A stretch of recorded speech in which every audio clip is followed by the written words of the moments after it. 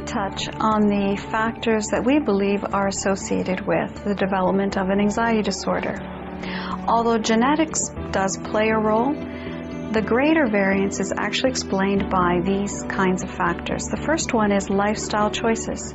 Choices such as the use of nicotine and recreational drugs, overuse of caffeine and sugar, poor nutrition, insufficient sleep, an unbalanced life such that there isn't enough time for recreation, rest, and relaxation, a lack of daily structure. These are the lifestyle factors that influence the development of an anxiety disorder. Another factor is experiencing an extended period of stress. The two key aspects here is first the presence of a stressor, and second that it takes place over an extended period of time. Some examples of this kind of stress might be moving away from home, life transitions, new learning, competitiveness, social stressors, being under persistent time pressures, organizational demands, being pulled in too many different directions, uncertainty about the future, and relationship stress. Interestingly, in response to one of these stressors, initially the mind and the body provide us with an abundance of resources. It is only when we are experiencing these stressors over an extended period of time that we run into difficulty. Then the mind and the body enter a state of depletion of resources, and this is when we will be vulnerable to the development of an anxiety disorder. The third factor involved is personality tendencies. We've come to understand that there are some personality traits that may lead us to be more susceptible to an anxiety disorder.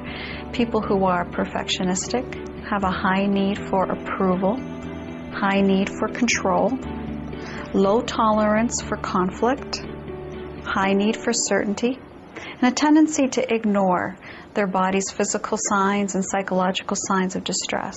These individuals tend to be at more risk for the development of an anxiety disorder. Fourthly, we have the presence of a precipitating event. A precipitating factor is considered to be a larger scale event than some of the stressors I listed earlier. These might include a traumatic accident, a sudden death or personal loss, an unexpected change in your circumstances or relationships. These forms of events can often spiral us into an anxiety disorder. And lastly, of the factors that can lead to the development of an anxiety disorder are childhood experiences. And some of the childhood experiences that we know are associated with anxiety disorders in adulthood are childhood trauma, abusive parenting, including neglect, parental alcoholism, over-anxious parents, extreme shyness or separation anxiety in childhood. These are just a few examples of childhood experiences that can lead us to be more susceptible in adulthood. In closing, let me review some definitions that I think are important for us to understand and have a grasp of as we continue to move forward in the sessions to come and talk more about anxiety. The first one is situational anxiety. This is when an anxiety attack rises only in response to or within a specific situation. For example, performance anxiety is a form of situational anxiety.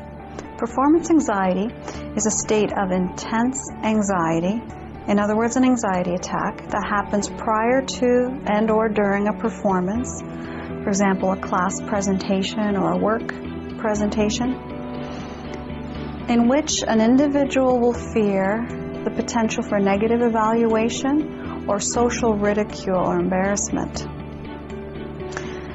We use the term phobia or phobic anxiety to refer to a situation where an individual is avoiding the situation that provokes anxiety. Anticipatory anxiety or worry. This is when you can bring on anxiety just by contemplating being in your feared situation. Even when there are no obvious signs of distress or anxiety, anticipatory anxiety is destructive because, as we'll be seeing in the next session, it prepares the body or creates a state of readiness for a panic attack. And finally, the definition of an anxiety attack itself. This is a sudden rush of uncomfortable physical symptoms, coupled with thoughts of impending doom, that lasts anywhere from 5 to 10 minutes.